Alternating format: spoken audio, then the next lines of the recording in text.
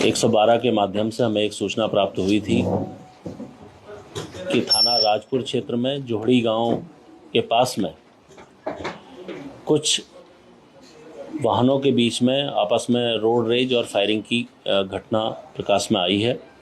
तत्काल एसओ राजपुर, चौकी प्रभारी और बाद में एसपी सिटी और मेरे द्वारा भी मौके का मुआयना किया गया। उस फायरिंग की घटना में हमारे ब्रिगेडियर श्री मुकेश कुमार जोशी साहब की उस समय वहाँ घायल हो गए थे और उनको जब तत्काल हॉस्पिटल ले जाया गया वहाँ उनको मृत पाया गया। वो सुबह मॉर्निंग वॉक पर निकले थे अपने साथियों के साथ में और इस बीच ये दो गाड़ियों में सवार जो युवक हैं एक दूसरे पर फायरिंग करते हुए और रोड रेज के तहत पीछे से आए और उसी फायरिंग में उसी चपेट में आके उनकी मृत्यु हुई थी। तत्काल सभी पहलुओं को ध्यान में रखते हुए विभिन्न टीमों के माध्यम से घटना की विवेचना, घटना के पीछे के कारणों को जब हम लोगों ने जांचा, पहले जो ये फॉर्च्यूनर सवार जो साथी थे, जो लोग थे जो फॉर्च्यूनर में बैठे थे, इन लोगों से पूछताछ की गई तो उनके द्वारा एक जो बात हमें बताई गई उसमें काफ़ी संदिग्धता हमको लगी थी।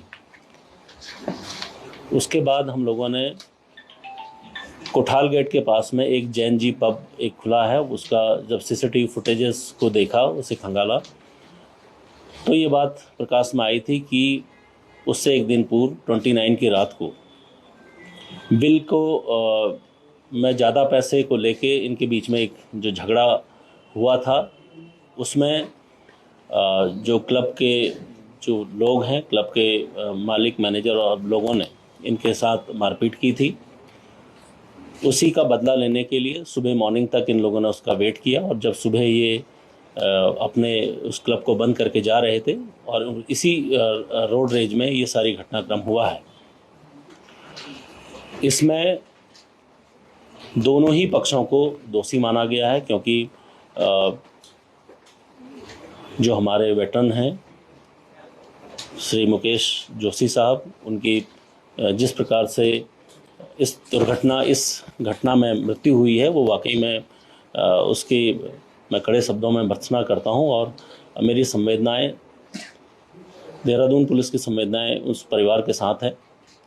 मैं यह भी सुनिश्चित करूंगा कि इसमें जो भी लोग शामिल थे, भले वो किसी भी जगह हो, प्रत्यक्ष हो परोक्ष हो, सबके खिलाफ सख्त वैधानिक कार्रवाई होगी। इसी को ध्यान में रखते हुए अभी आज हम लोगों ने 4 लोगों की अरेस्टिंग की है, जिसमें इस जैन जी क्लब के जो मालिक है संदीप, उसको भी हम लोगों ने अरेस्ट किया है। साथ में जो अभियुक्त हैं और दूसरा जो पक्ष है उसमें एक व्यक्ति आदित्य चौधरी, उसको भी अरेस्ट किया गया है। उसके जो साथी हैं, अभी 3 उसके साथी हैं वो जो फरार चल रहे हैं 4, उस पर भी हम जल्दी ही पकड़ लेंगे। उनके फ़ोटो हम लोगों के द्वारा जारी किए गए हैं और उनके खिलाफ भी सख्त वैधानिक की जाएगी। इन सभी अभियुक्तों से इनके पास जो असलहे थे वो बरामद किए गए हैं।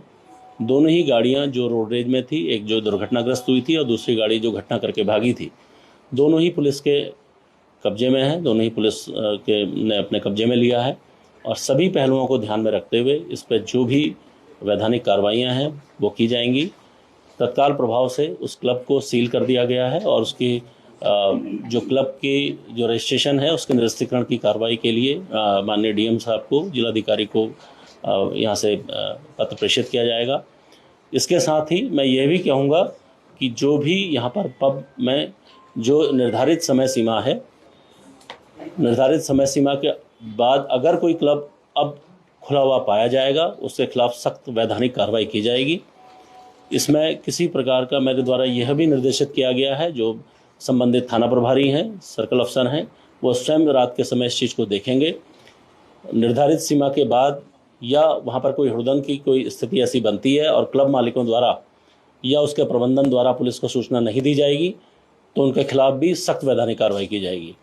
तो इसमें पूरी जो ब्रीफिंग में ये मेरी जो हमारी संवेदनाएं हैं वो मृतक श्री मुकेश जोशी साहब के साथ, उनके परिवार के साथ हैं और इनके अभियुक्तों को सख्त से सख्त सजा दिलाने के लिए जो भी हमसे बन पड़ेगा हम उसे करेंगे। Thank you.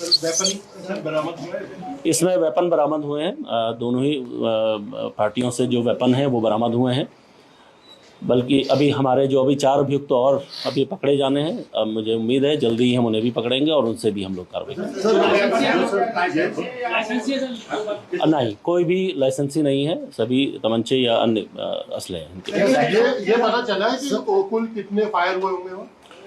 देखिए, प्रत्यक्षदर्शियों या इनसे जो बातें हुई हैं उनसे करीब 8 से 9 फायर हुए हैं जो अलग दोनों ही ओर से किए गए। देखिए, जो घटना के समय में जो अभी तक हमारे पास जानकारी आई है, ये क्लब करीब 2 से 2:30 बजे के बीच तक खुला था। उसके बाद इन लोगों ने इसको, ये जो घटना है ये पूर्व से ही चली आ रही थी। उसके बाद सुबह करीब 3:30 पौने 4 बजे उसके जो नीचे जाके उस पर झगड़ा किया है। जो अभियुक्त है जिसके द्वारा जो स्कॉर्पियो एन गाड़ी में था, उसके साथ करीब पौने 4 बजे के आसपास नीचे उसकी गाड़ी को तोड़ा गया है, उसके साथ झगड़ा किया गया। उसके बाद ही ये घटनाक्रम फिर आगे बढ़ा है। रोजमर्रा की ये कहानी होती है राजधानी देहरादून के तमाम अलग अलग क्षेत्रों में, राजपुर है, बिगोली है, इस तरीके के ये एरियाज है, उन पर कैसे सख्ती होगी? टाइम बाउंड का पुलिस प्लान करेगी? सर, मेरा सवाल है क्योंकि अब पुलिस की सख्ती तो दिखाई दे रही है, लेकिन वो छोटे लोगों पे जो ढाबे वाले हैं, वो वाले, वहाँ तो पुलिस जाके बैन भर के लिए आती है।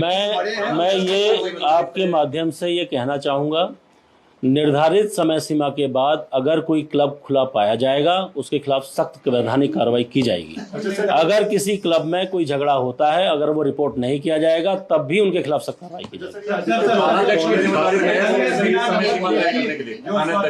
बिना नंबर प्लेट की थी तो इसमें नंबर था ही नहीं, या उस समय के लिए उसको बंद किया गया? नहीं, ये नई रजिस्ट्रेशन की स्कॉर्पियो है, अभी नई गाड़ी ये खरीदी गई है। उसमें जो रजिस्ट्रेशन नंबर है वो टेम्परेरी रजिस्ट्रेशन नंबर है।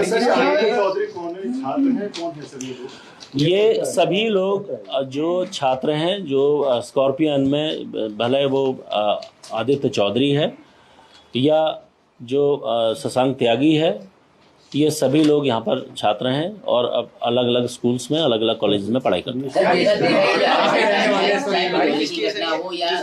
पूरे शहर में जहाँ इंस्टीट्यूट्स हैं वहीं पर इस तरह की घटना देखी जा रही है कि जो यहाँ बच्चे पढ़ने के लिए आ रहे हैं वो पढ़ने की बजाय क्रिमिनल जो एक्टिविटीज है उसमें है। सबसे बड़ी चीज है कि पुलिस सत्यापन चला रही है, लेकिन बड़ी संख्या में देखा जा रहा है जहाँ भी घटना हो रही है वो असले से नीचे नहीं हो रही, हर जगह गोली चल रही है। तो इसको लेकर आप लोग किस तरीके से करेंगे? देखिए, पुलिस, मैं कोशिश करूंगा कि पुलिस का जो कार्य है वो अपने तरीके से भली भांति हो, लेकिन ये एक बहुत ही बड़ा वाइड एक पहलू है। इसमें न सिर्फ पुलिस की ही बल्कि उनके परिवार की, समाज की और स्कूल कॉलेजेस की भी अपनी जिम्मेदारियां तय हैं। अगर कोई अपनी जिम्मेदारियां से पीछे हटता है और सब सिर्फ जो है पुलिस के ऊपर ये जिम्मेदारी डाली जाएगी, वह भी ठीक नहीं होगा। मेरा मानना है सभी को अपनी जिम्मेदारी को समझना चाहिए। जिम्मेदारी का पूरी तरह से निर्वाह नहीं किया गया अभी तक जो ये घटना हुई। देखिए, जहाँ तक मैं कहूँगा, पुलिस के जो ये जिस तरीके की ये घटना हुई है, इसमें पुलिस से एक स्तर पर फॉल्ट हुआ है कि ये क्लब देर रात तक खुला था। उसके खिलाफ जो भी हमारे जो डिपार्टमेंटल प्रोसीडिंग है वो की जाएंगी।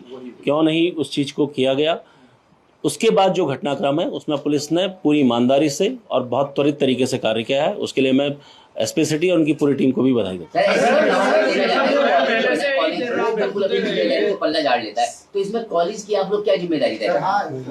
देखिए, ये बड़ा ही जो आपने जो बात कही है, इसमें निश्चित तौर पर कॉलेज या प्रबंधन की जिम्मेदारियां तय होनी चाहिए। उसके लिए इनके जो भी कोऑर्डिनेटर्स हैं उनके साथ एक मीटिंग हम लोगों ने पूर्व में आहूत की गई थी। जल्द ही हम वो मीटिंग आहूत करेंगे और इसके संबंध में न सिर्फ पुलिस बल्कि हमारे जो जिला प्रशासन है या जो कॉलेज प्रशासन है उनको मिलके एक कोई ना कोई रणनीति पे हम लोगों को पहुंचना पड़ेगा। सर, टिकट नहीं थी कुछ नहीं थी, मतलब इस तरह का कुछ है कि हम, क्योंकि वो एरिया ऐसा है ना कि देखिए, पुलिस की जो जहाँ तक बात है, पुलिस अपने संपूर्ण संसाधनों, संपूर्ण लॉजिस्टिक के साथ जितना हमसे महत्वपूर्ण ड्यूटियाँ हो सकती हैं हम लोग करते हैं। ऐसा नहीं है कि चेकिंग नहीं हो रही है, चेकिंग हो रही है, चेकिंग हम लोग करते हैं, लेकिन कुछ पॉइंट्स ऐसे हैं जो निश्चित तौर पर छूट जाते हैं और ऐसी ही जगह पे ये घटनाएं हुई हैं। मैं कोशिश करूंगा कि इस प्रकार की जहां घटनाएं हुई हैं वहां पर दोबारा से हम लोग जो हमारे पुलिस की प्रेजेंस को बढ़ाने के लिए हम क्या मैकेनिज्म अपनाते हैं उस पर हम लोग आगे विचार करें। सर, हाल ही में जो घटनाएं हुई, चाहे तिब्बती मार्केट की हो, चाहे वो सिल्वर सिटी मॉल की हो, चाहे ये हो, ये दोपहर के वक्त हुई है या फिर सुबह के वक्त हुई है, मतलब रात का ऐसा कोई वो रखा नहीं गया। तो कहीं ना कहीं अपराधी दिन दहाड़े भी ये चीजें कर रहे हैं, तो ऐसा क्यों उनको लग रहा है कि हम दिन दहाड़े करेंगे और भाग भी जाएंगे? देखिए, पहली बात, जो लोगों ने ये घटना की है उनका पूर्व में कोई आपराधिक इतिहास नहीं है। वो सभी लोग छात्र हैं या होटल या अपने रेस्टोरेंट चला रहे हैं, उनके द्वारा ये घटना की जा रही है। निश्चित तौर पर समाज के सभी पहलुओं को इस पर सोचने की ज़रूरत है, क्योंकि पुलिस अपराधियों का पीछा कर सकती है, एक आम आदमी का पीछा नहीं कर सकती। तो हम लोग अपनी ओर से संपूर्ण जो हमसे जो दायित्व है, उसके बाद जो ये घटना हुई है उसके बाद पुलिस ने अपना काम बखूबी कर रही है। और मैं आपको ये बिल्कुल आश्वस्त करना चाहूँगा कि इसमें जो भी लोग सम्मिलित हैं सबके साथ सख्त वैधानिक कार्रवाई।